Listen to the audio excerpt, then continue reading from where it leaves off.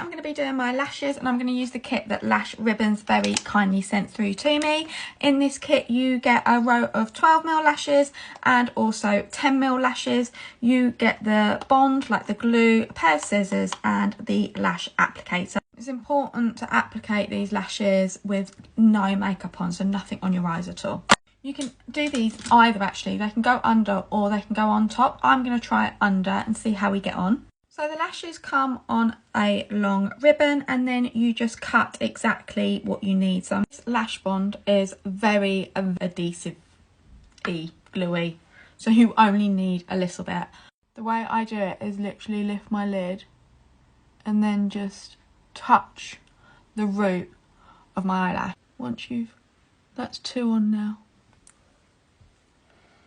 In with, I've done 2 12mm, now I'm going to go in with a 10, press, blink, technique, lift, press, place, blink. Pretty. Now I'm going to go in with the Lash Ribbons, seal them just at the base. So there you go, you can see the difference with lashes and without. Done. Just so you can see them close up. They're so comfortable to wear. I'm really happy with them. The Lash Ribbons products that I've used, I've linked for you just here.